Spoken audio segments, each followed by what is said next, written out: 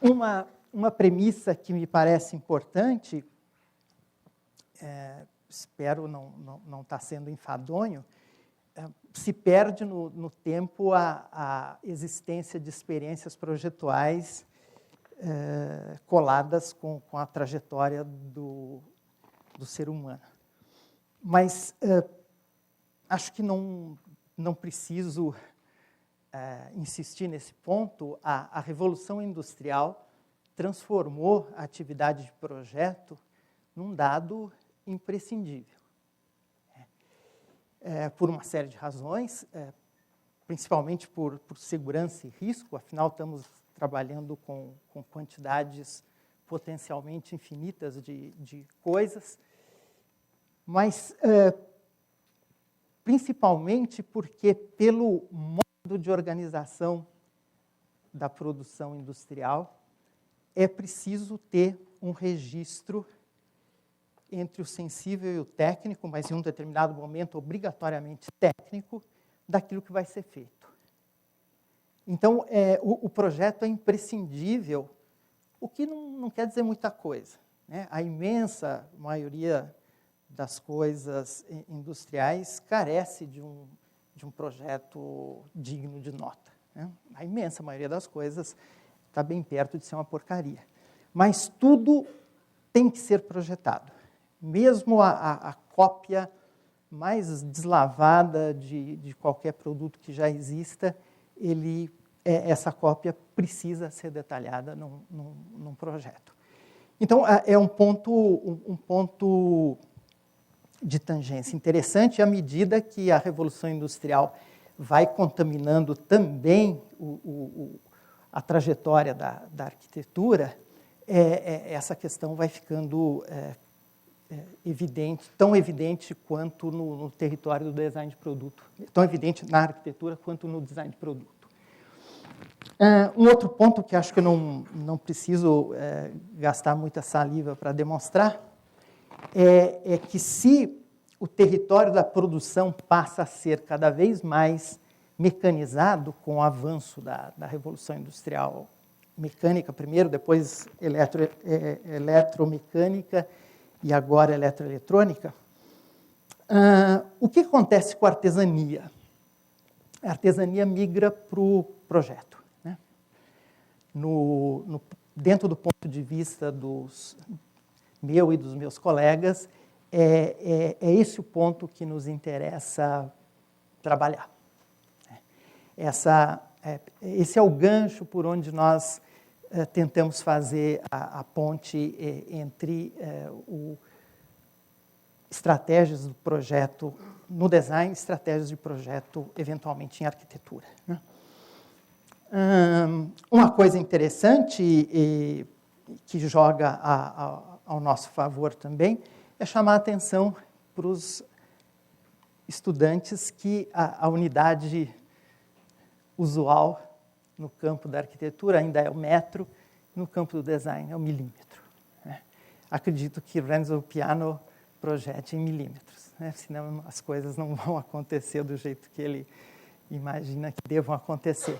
Mas o fato é que existe essa obsessão detalhista no universo do objeto e que é uma experiência que pode ser interessante para o estudante de arquitetura, embora seja uma dificuldade fazê-los parar de pensar em metros e centímetros, afinal eles já estão no segundo semestre do segundo ano, mas o fato é que chamar a atenção para a escala do milímetro e para a tolerância do décimo de milímetro, né? Isso que é importante, né?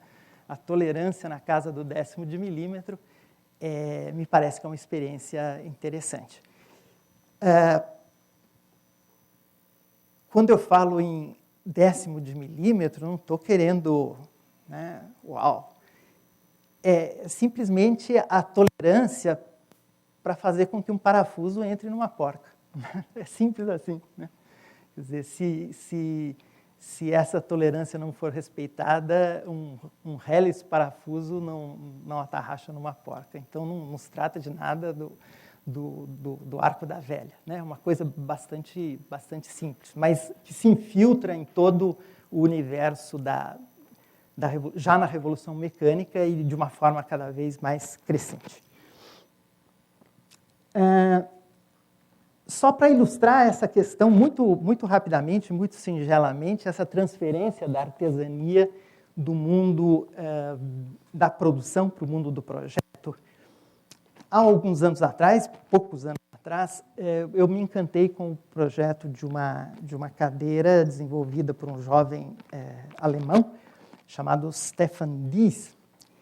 E o ponto de partida do raciocínio desse moço é o clássico chassi de um automóvel moderno. E a cadeira se chama chassi, exatamente por isso. Esse é a célula de sobrevivência, e junto com o chassi do Smart, acho que todo mundo reconhece, né? O que é interessante notar aí é que uma chapa de aço originalmente flexível, ela estampada, ela deformada, dobrada, curvada e, ao mesmo tempo, estirada, uma possibilidade dos metais, alcança rigidez compatível com a segurança de duas pessoas aí dentro desse cockpit, digamos assim, né? Essa transição de uma coisa flexível para uma coisa rígida a partir de uma operação típica do universo. Esta é a cadeirinha produzida pela Wilcam, empresa alemã também, e um olhar desavisado diria que é um objeto desprovido de maior capacidade de sedução. Eu não sei se vocês conhecem, existe um cômico italiano de sobrenome Cozza que faz a paródia do Massimiliano Fuxas. O personagem se chama Fufas, né? E a sketch é sempre idêntica, é ele falando e um jornalista em off fazendo perguntas. E lá pelas tantas, talvez no quadro que bomba mais no YouTube, o jornalista pergunta, afinal, o que é o design para ele, né? E o Fufas rabisca alguma coisa numa folha e mostra para o jornalista e pergunta: se compreende que é uma cadeira, né? Ele diz: sim, se compreende, né? Então não é design. Se compreende, não é design. Quer dizer, para ser design tem que ser uma coisa beirando incompreensível. Então, não é design, né? É muito familiar demais para ser design. A coisa fica um pouquinho mais saborosa se a gente começa a perceber o que está por trás dessa coisa tremendamente familiar, né? Uma chapa de aço que entra em bobina, e esse fragmento da chapa refragmentado, dois pedaços que pulam fora e que tem essa trajetória que vão virar os elementos de ligação de tubos com o corpo, junto à concha da cadeira, digamos assim. Esta sobra estampada e estirada, que tem o papel fundamental, e o conjunto todo aqui, né? Um conjunto extremamente leve, mas com a resistência do aço. O que falta acrescentar? Uma peça de plástico que simplesmente faz a interface com o corpo humano e pode ou não ser revestida com espuma e tecido, né? Ela é empilhável, do jeito clássico, né, com as pernas de trás abertas, mas é aqui que mora o perigo, né? Esse cara é o Stefan Dies. Quer dizer, ele está projetando. Ele não pode delegar, pode ser que ele fique respingado de coisas, pode ser que ele acabe se ferindo, ele não pode delegar isso para ninguém. Ele está pensando enquanto ele está fazendo, né? E isso vai ser feito às dezenas de vezes e a mão dele vai ter que estar presente. Quanto mais a mão-cabeça dele estiver presente, mais confiável o resultado, mais nítido, mais lapidado o resultado. Se no meio do caminho, por qualquer razão, ele delegar a função, a coisa toda pode se encaminhar para o pote de maionese, não é? Então, esse é um ponto que me parece relevante e que é a base do trabalho que a gente desenvolve. Por último, antes de começar, uma palavrinha sobre fundamentação. O meu mestrado é na área de semiótica e eu comungo com os meus colegas o tal do núcleo duro, uma certa simpatia por essa ferramenta teórica, nenhuma obsessão, não é o amor bandido de nenhum de nós, mas a gente aprendeu a respeitar essa ferramenta e conduz o trabalho em sintonia com preceitos dessa área do pensamento. Eu vou ser redundante, mas é importante a semiótica do Charles Peirce, né, o norte-americano, porque existe a corrente que veio da linguística do Saussure e que também utiliza o guarda-chuva da semiologia e os fragmentos recebem o nome de semiótica, o que gera uma confusão desgraçada. Mas, sob esse ponto de vista, e eu não vou dizer uma palavra do jargão, né, uma palavra do semiotiquês, a gente tenta compreender com a maior clareza possível, tenta entender o projeto como articulação de um pensamento não verbal.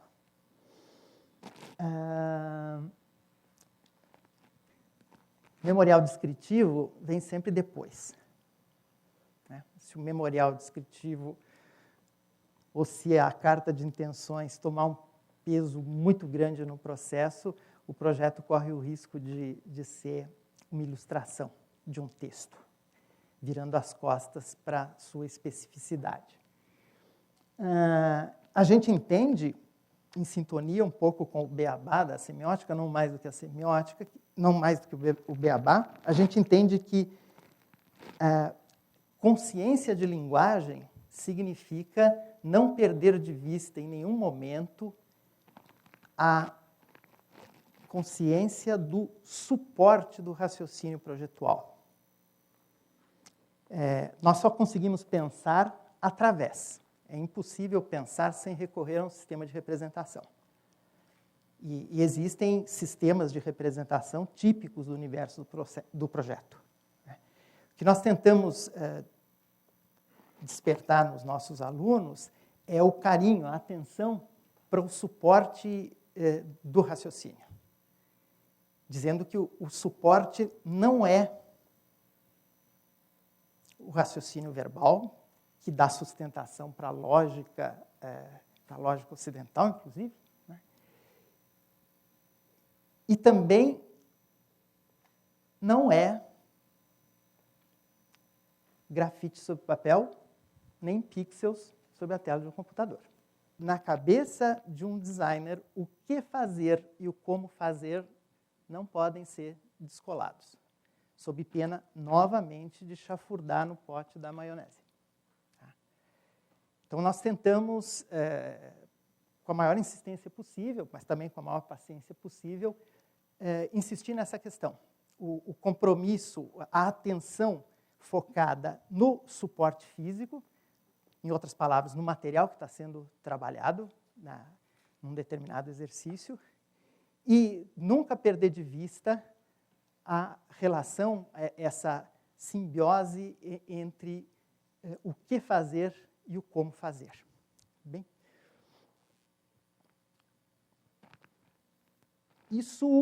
essa postura de partida, ela acabou sinalizando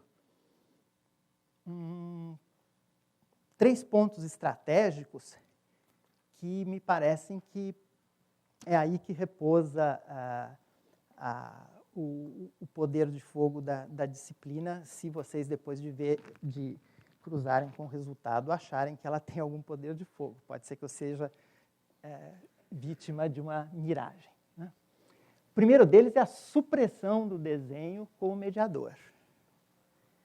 A gente parte da premissa que, se você aposta muito no desenho, e se você não tiver repertório compatível, para saber em profundidade o que você está representando através do desenho, dançou Playboy. Porque não dá para exigir mundos e fundos de um estudante de segundo ano, de segundo semestre de segundo ano de arquitetura, e não dá para exigir absolutamente nada de um estudante de primeiro ano de um curso de design. De primeiro semestre, de primeiro ano de um curso de design. Então, nós não podemos contar com isso no nosso trabalho. E nos recusamos de propor para os alunos uma proposta, de propor para os alunos um projeto café com leite, né? Uma introdução, um objeto muito simples, muito fácil de fazer. Nós almejávamos desde o início dar uma no cravo e uma na ferradura. Não virar as costas para um trabalho de introdução ao projeto, mas de fazê-lo num nível de complexidade tão alto quanto possível. O segundo ponto, eu já falei com outras palavras, é criar um conjunto de exercícios que envolvesse a experimentação direta, a investigação direta com o material entendido como suporte do raciocínio projetual. Ou seja, impor, determinar, com isto que vocês vão trabalhar, através disto que vocês vão pensar, articular, sem a intermediação do desenho, tá bem? A disciplina que nós nos habituamos, eu e Carlão, a tocar junto com Décio e Lucrécia, apresentava, ano após ano, um ponto vulnerável, que era a reversão da análise para a proposição. Os alunos da FAO conseguiam fazer... Era um trabalho voltado para a seguinte questão: desmontar a lógica de um determinado trabalho. Começávamos do bidimensional, depois o objeto tridimensional, depois o espacial e, por último, o ambiental. Né? A desmontagem, a compreensão da lógica de uma mensagem, produzia trabalhos brilhantes. Na hora de reverter o processo, na hora de propor algo a partir do repertório montado nessa análise, o resultado era pífio. Inacreditável. Nós não conseguíamos compreender como que as mesmas cabeças que conseguiam fazer um trabalho analítico inacreditável pareciam que entravam em parafuso completo, assim. E depois de levar muita lambada, aproveitando o Rafi que falou de ganhar prêmio, de levar prêmio, mas levamos muito ferro também, né? Depois de muita lambada, a gente resolveu experimentar a pisar no breque, a enevoar, a desfocar a solicitação funcional do trabalho. Porque começamos estatisticamente a perceber que ela tomava conta da cabeça dos estudantes e eles não tinham o repertório para dar uma resposta com sintonia a esse problema. Né? No final de contas, o que a gente acabou fazendo? Acabou se insurgindo contra uma das coisas mais banais que está em todos os livros de metodologia de projeto no campo do design. Né? O pessoal fala, design é resolver problemas. Né? Identifique antes o problema. Se você não tiver o problema, você não vai ter projeto.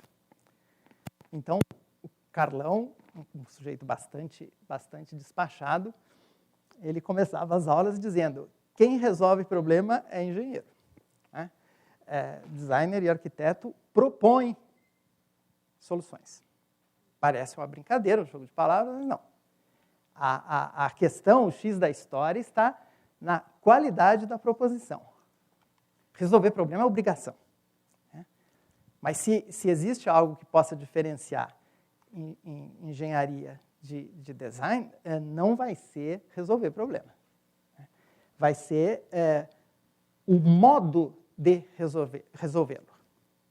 Nunca a resolução por si só, a solução por si só. Ok? Então é isto. Então, chega de paparia, vamos para o primeiro exercício.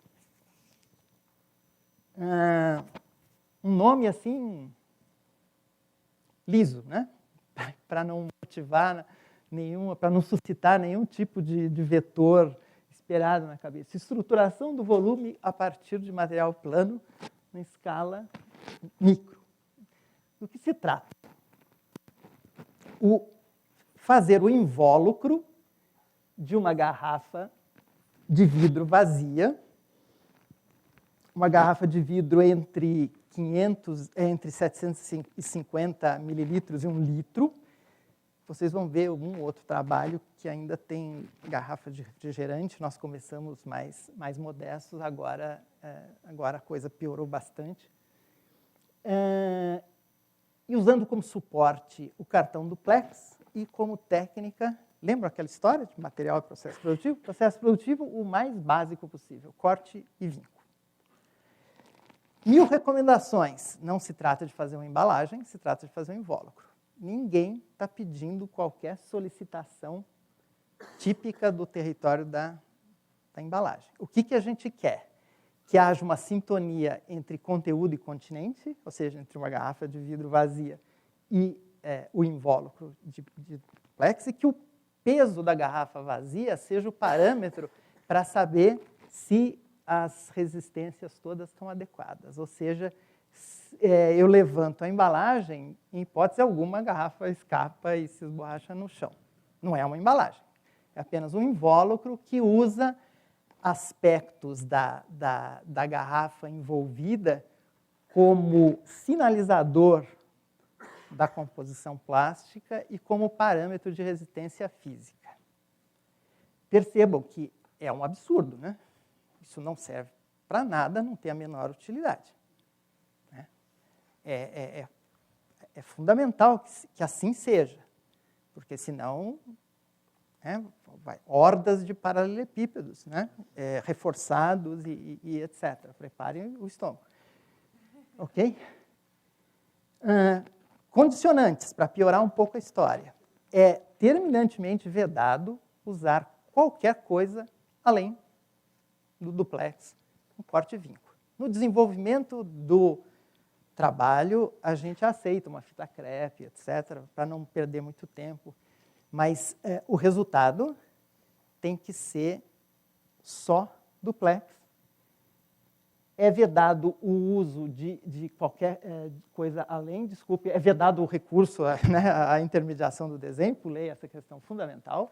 O desenho se dá via duplex, dobrado, vincado. Né? Nós realmente passamos um pito na moçada, se alguém abiscar alguma coisa. O desenho virá depois. E o resultado tem que ser monobloco. Nada que lembre corpo e tampa. Ou seja, a reversão para o plano original tem que ser sempre possível. Tá? Tem que sempre voltar às origens. Então, vamos lá. Preciso pedir a tolerância de vocês. Os registros dos trabalhos dos alunos são pífios. São caseiros, feitos realmente no joelho, ou pelos monitores, ou por nós, nas piores condições possíveis. E eu não tive tempo para tentar disfarçar, então vai assim a seco mesmo, então sejam tolerantes, por favor. Tá bem? É isto, não é uma embalagem. Tá? Quanto tempo dura esse exercício? Nós fazemos 4 exercícios num semestre. O segundo é duplo, tem 2 partes. Então, dura um mês. Mas com carga dupla. Tá? Aulas às quintas e às sextas de 4 horas. Percebem o compromisso aqui, né? Como você traduz uma coisa que é vítrea, e, portanto, deformável, como que ela é traduzida para cá. Nós pedimos que os alunos tragam a garrafa mais invocada que conseguirem encontrar vazia. Né? Porque, num primeiro momento, parece uma encrenca colossal. Mas são esses produtos mais elaborados que dão mais oportunidade de entrada, né? Ninguém está querendo fazer a escultura em papier-mâché. É pegar um gancho e usá-lo como o elemento articulador do discurso. É claro que esse trabalho não funciona quando invertido, né? Mas esse trabalho, infelizmente, eu não tenho o registro e nunca mais vou ter. Esse trabalho saía de uma tira de papel, aproveitamento máximo do papel.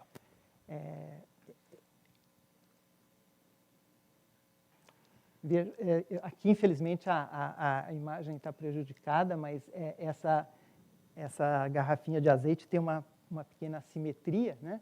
E isso vira não só um desafio interessante, mas suscita caminhos que não podiam ser pensados independente. Aparecem surpresas desconcertantes, não é? Quer dizer, um trabalho que nessa situação ele sustenta perfeitamente a garrafa dentro. É monobloco, tá, gente? Não é separado, não. E para tirar a garrafa de dentro, a coisa funciona a partir de uma pressão. Claro que trabalhos que são mais poderosos enquanto apelo visual, nós não temos nenhum tipo de censura em relação a isso. O que nós tentamos exigir é que, seja barroca ou seja minimalista, a formulação dos alunos seja coerente, né? Então, o tipo de lógica que está acontecendo por aqui, de alguma forma, contamine aquilo que está acontecendo por aqui. Então, aqui nós temos triângulos, aqui nós temos trapézios, que são compostos de uma determinada forma para poder fazer o fechamento. É a única cobrança. Cada um pode trabalhar de acordo com o seu credo, né? Esse trabalho é individual, tá bem? O caminho que leva a esse trabalho é mais raro. Ele não envolve o perímetro, ele começa de baixo para cima. E, ao começar de baixo para cima, o maior perímetro de papel corresponde ao menor perímetro da garrafa, né? Em alguns casos, se a garrafa ajuda, nós sugerimos a inversão, né? Em outros casos, nós sinalizamos que, já que tem material, né, aproveitem, deitem e rolem, né? Então, isso é um trabalho típico de carro alegórico de escola de samba, né? Quer dizer, já que tinha material mesmo, solta a franga e faz o arremate. E assim vai, né? Esse trabalho é no mesmo espírito do anterior. Em alguns casos, e isso pode ser muito traiçoeiro, os alunos tentam estabelecer uma relação. Se o licor é de abacaxi, de repente eles querem fazer de abacaxi. Está completamente fora, quer dizer, geralmente dá errado, é um desastre, né? Alguns querem abrir uma janela para olhar o rótulo. Ninguém está pensando nisso, não é display, não é embalagem para presente do Dia dos Pais, né, etc. Não é nada disso, né? É preciso fazer uma catequese, precisa ficar muito em cima. Geralmente, os alunos que não acompanham o curso, não acompanham os atendimentos, vêm no último dia com umas coisas inacreditáveis, realmente. Vamos lá? E é claro que aqui e ali aparecem coisas, digamos assim, entre aspas, arquitetônicas, né? Esse é um caso anômalo, um estudante que se encantou de tal modo com a disciplina que fez 2 trabalhos em vez de um, né? Ambos de uma qualidade incrível, né? E aí, quando o trabalho está terminado, quer dizer, ele é apresentado assim, a garrafa, o seu invólucro, né?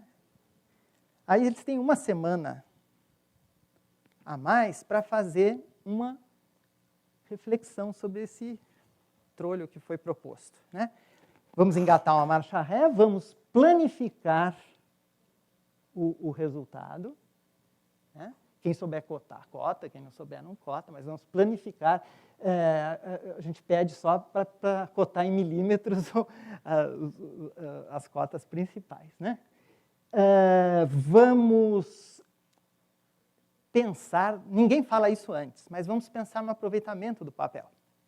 Quanto lixo foi gerado fazendo esse trabalho?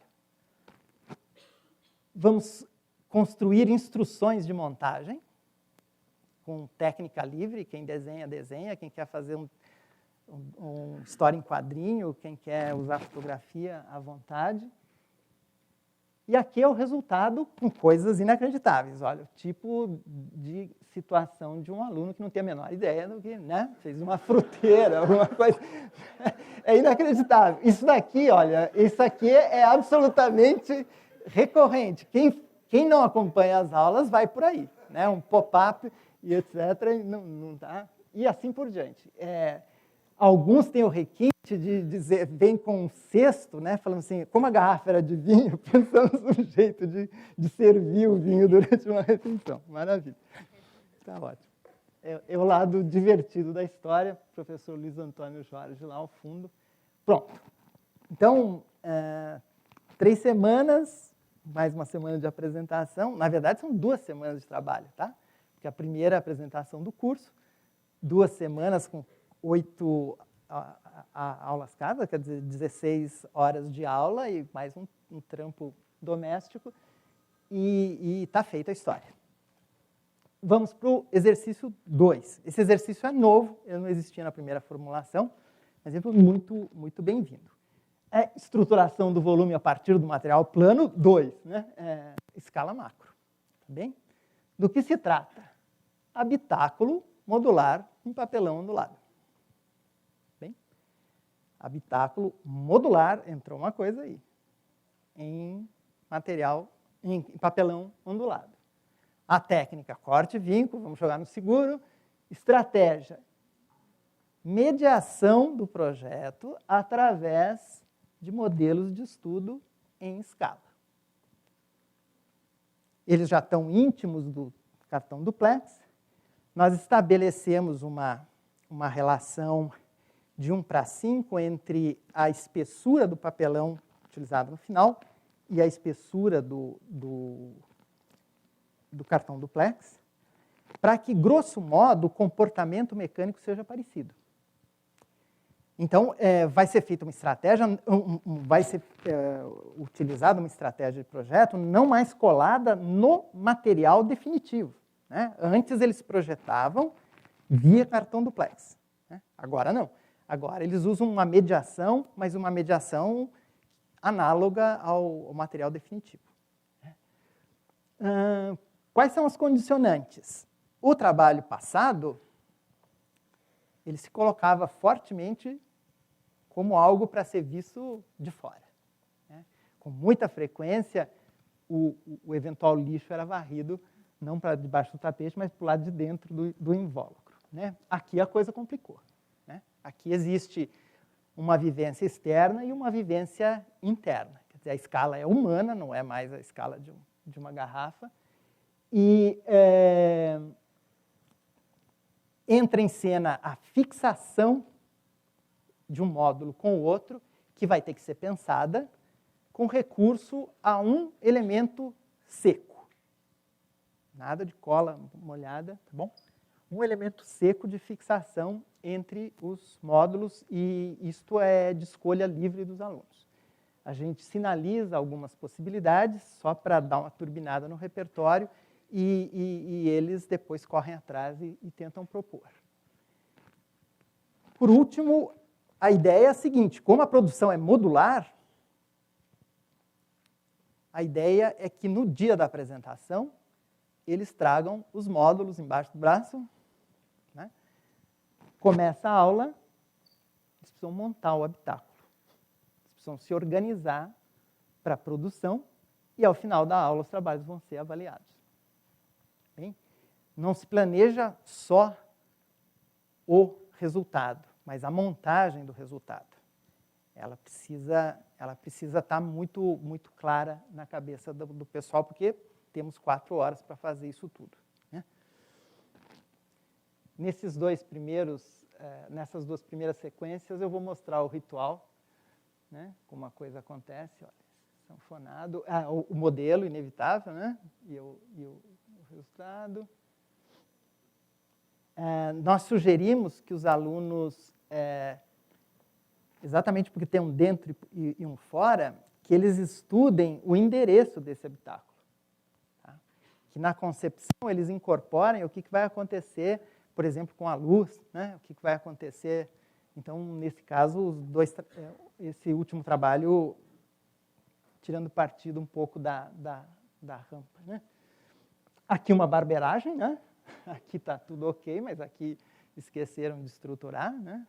E é claro que era evidente, provavelmente o que aconteceu, o modelo em escala foi feito em papelão, e aí a vaca se encaminha para o brejo.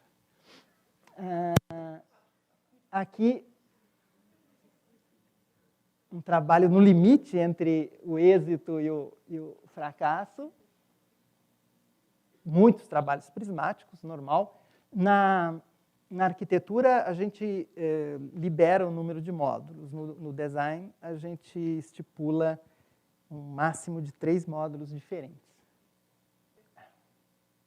Aqui dá para ver bem essa questão da lapidação da entrada da luz, né, dos arremates, do reforço para o apoio e assim por diante. Né? Aqui passamos para o primeiro semestre do primeiro ano de design. O pessoal acabou de entrar na faculdade e enfrenta essa encrenca, assim, pânico total. Né? Eles se acham absolutamente incapazes de fazer qualquer coisa como os trabalhos antigos que são mostrados no início.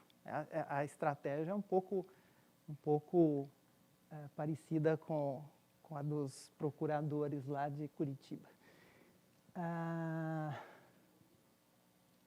Tem uma coisa interessante no curso de design, que é um curso noturno. E aí entra toda uma outra... Olha o modelinho aqui, tá? Esse é um modelo menor ainda, tá em sulfite, porque ele é menos que 1:5. Né? Aqui dá para ver o grau de cuidado, né, nos arremates, e, de novo, a questão da luz, que à noite fica muito mais dramatizada. Né? Mesmo o registro precário deixa bastante evidente. E aqui, então, a coisa fica mais evidente. Né? Esse trabalho, a gente quase cometeu o desatino de interrompê-lo, porque ele estava abusando desses elementos horizontais de trava, mas no final funcionou no modelo, deixamos e fizemos bem em deixar, porque realmente o coroamento foi... E esse é um trabalho que usa apenas um módulo espelhado, né? Mas o resultado com a incidência da luz foi bastante interessante. Vejam, esse pessoal está há 2 meses na faculdade, hein? Tá bom? Claro, tudo bem, o vestibular da ordem de 20 a 30 candidatos por vaga, mas, enfim, vestibular também não quer dizer muita coisa. Né? Terceiro exercício. Deixa o plano descansando agora e passamos para o universo dos materiais lineares. Um material linear rígido e outro material flexível. Linhas e varetas, para resumir a ópera. Técnica, articulação desses 2 elementos, tentando fazer uma reflexão, uma investigação, manipulando diretamente os materiais, sempre sem... Aqui a mediação do desenho seria impossível, vocês rapidamente vão perceber. Tentando experimentar, ao vivo em cores, a ideia de tração e de compressão de materiais lineares, né? de estruturas lineares. A condicionante é a seguinte: vencer um vão livre, que equivale a 5, às vezes 7 vezes, depende do grau de sadismo, né? De 5 a 7 vezes o comprimento do elemento linear rígido utilizado. Então, as varetas, se forem de 30 centímetros, um vão de 1,5 metro. Se forem um pouco maiores, um vão maior. Ultimamente, nós temos padronizado, no máximo 30 centímetros a vareta, o espetinho de churrasco, ou a vareta de pipa, né, em bambu. É importante notar que o comportamento é muito, muito, muito diferente, né? Quem utiliza um material consegue coisas que não conseguem com outro material e vice-versa. E é vedado o uso de qualquer coisa que não seja a linha e a vareta. Tá? Nenhum mandrake, nenhuma cola, nenhum truque. Nesse caso, as imagens estão absurdamente horríveis, mas lamento, é o que temos para oferecer no momento. Eu privilegiei utilizar trabalhos de um mesmo ano para não parecer que era os greatest hits do curso, tá bem? Uma panorâmica do que acontece. Né? E agora uma sequência de detalhes para a gente poder olhar, em alguns casos, o esmero, né, de quem faz. Aqui e ali aparece um bololô de linhas mesmo, e a gente pega no pé, é falta de desenho. Né? O quarto exercício, ele é uma puxada radical de freio de mão. Né?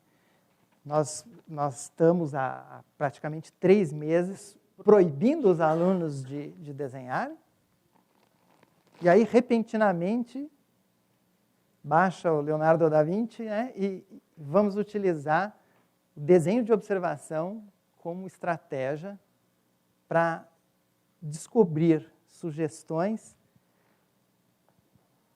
de estruturas extraídas de alguma coisa puxada da natureza. É uma estratégia antiga na trajetória humana e no design, pelo menos desde a escola de Ulm, dos anos 50, muito, muito utilizada. Dente de leão. O que os alunos fazem a partir do desenho de observação, eles vão dissecando o objeto escolhido para estudo, né, tentando encontrar padrões e sugestões de organização estrutural. Esse trabalho é feito em equipes de 3 a 4 pessoas, e nós sugerimos que o agrupamento não seja por afinidades, mas que seja por parentesco de trabalho mesmo. Né? Eles já se conhecem um pouco, cada um viu qual que é a toada. Né? A análise ainda é individual, mas depois eles vão se juntar por semelhança ou temática ou semelhança de modo de proceder nesse trabalho analítico. Né? Nesse caso, a análise da cebola cantou forte, quer dizer, é por aqui que a coisa começa a acontecer. Escolhido, eleito um princípio de articulação, se passa ao desafio de construir um simulacro artificial. É outra coisa, nunca vai ser a mesma. Né? Nós não temos, no mundo artificial, não temos as estratégias incríveis da natureza. Então, é preciso fazer uma tradução. Né? Ao mesmo tempo que existe esse esforço, percebe-se claramente que daqui para frente o trabalho vai cortar o cordão umbilical que o une com o ponto de partida. Ele vai adquirir uma trajetória própria. Então, é isso que começa a ser elaborado e o modelo muito ruim, né? Em alguns momentos a gente tropeça com uma falta de habilidade motora. Eu estou projetando o caderno dos alunos, tá bom? Não teve elaboração nenhuma. Do jeito que eu recebi o PowerPoint na apresentação, estou mostrando. É isto. O tema abóbora é para fazer nós, professores, mordermos a língua, porque nós sugerimos que eles evitem a escolha de frutos, de elementos da natureza maçudos, né? Que tem continuidade. Mas o tipo de abóbora que foi escolhida acabou que pensaria 2 vezes antes de dar o sinal verde para a escolha. Aqui, no caso, todos os alunos, olha, cada um de um jeito, cada um com uma cabeça, né, fazem um esforço individual prévio, cada qual com as suas idiosincrasias e as suas obsessões, né? Depois isso é colocado na coqueteleira e começa-se a articular um raciocínio. Aí a base para a construção dos módulos, né? Infelizmente, a qualidade do material é sofrível, mas o espírito do trabalho me parece simpático.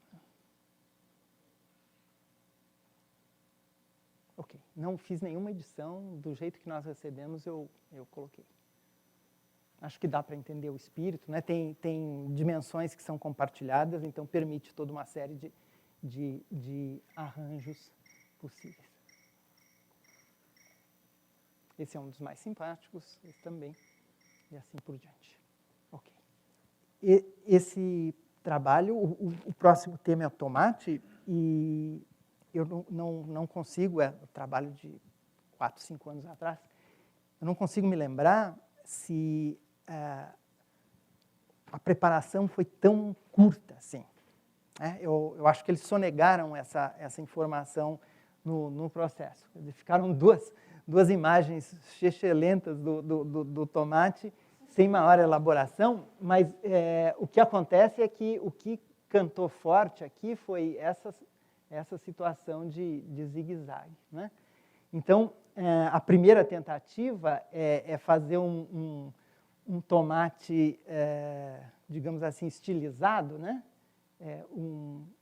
Um disco dobrado ao centro, com uma abertura, que vai emendando com os outros. Aí se percebe que isso pode virar um contínuo, desde que não se tenha a forma circular ali, né? Desde que a coisa seja toda reta. Então já não é mais um tomate, é uma outra coisa.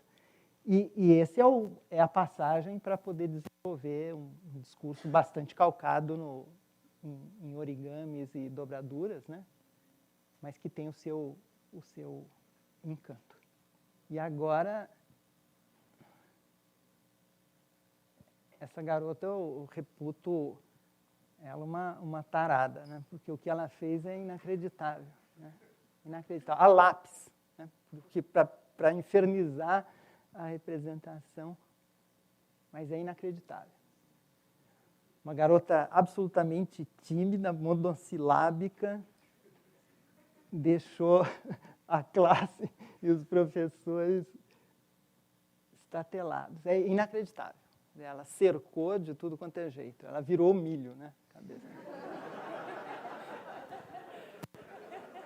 Agora, sem nenhuma alusão. Por favor, essa é uma escola de família. Nossa, e esse é o ambiente. O que a gente tenta sinalizar, assim, que existe uma relação muito estreita entre o grau de obsessão no trabalho analítico e o repertório montado, né?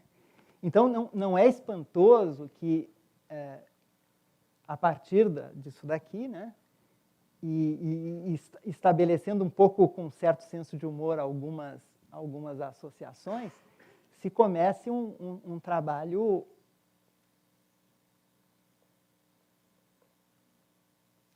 que sinaliza possibilidades de desdobramento muito, muito interessantes, né?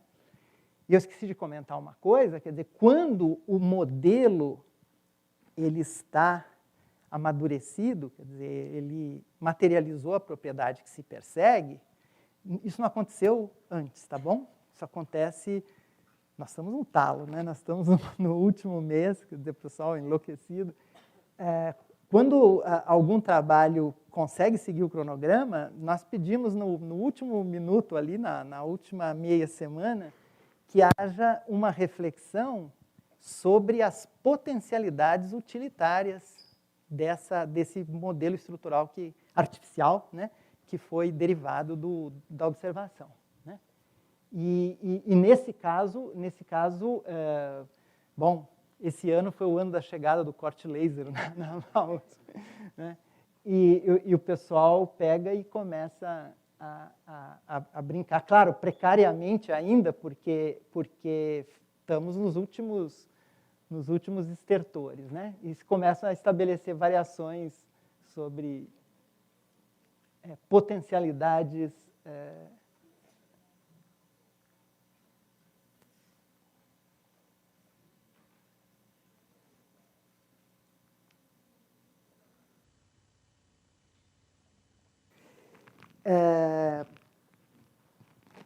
assim se encerra o ciclo. Eu vou pedir só mais 5 minutos de paciência, porque no curso de design, quando eu tocava essa disciplina sozinho, a única disciplina de projeto que era tocada sozinha, não achava nem um pouco ruim. Mas eu de uns anos para cá, recebi a preciosa colaboração da professora Mirna, e achei muito interessante trazer para a disciplina uma experiência que ela tocava em outros endereços, de formas que no primeiro semestre do primeiro ano do curso de design nós fazemos o exercício atualmente, né? O exercício do habitáculo e fazemos o próximo, que é o exercício, a construção de uma engenhoca. Nós fornecemos para os alunos um plano, pouco menos que de 0,5 metro por 0,5 metro de MDF, de 10 milímetros. Entregamos na mão deles um motor elétrico de baixa rotação com o respectivo rabicho. Abrimos o laboratório do LAME da FAO e dizemos, bom, vocês se virem com o know-how adquirido no primeiro exercício, eles só manipularam papelão, né? Vocês se virem e explorem os materiais disponíveis por aqui para construir um discurso que envolve movimento, que envolve estrutura e envolve movimento. A sinalização pega um pouquinho de carona nas esculturas cinéticas, né? Mas esse é um truque apenas porque a gente quer, numa disciplina de introdução do projeto, que os estudantes exercitem coisas básicas que vão aparecer na frente, né? Como que você apoia um eixo de rotação, uma ideia de mancal, a ideia mínima de precisão, a ideia de... eles já fizeram o habitáculo, eles foram alertados para a questão do aproveitamento do material e da relação de alguns princípios básicos de estruturação e de rigidez. E, então, 5 minutos eu vou mostrar uma seleção de trabalhos que foi apresentada no Congresso Internacional de Semiótica em Lisboa, que foi em 2009, dentro de um discurso que era desenvolvido em torno do ensino do projeto.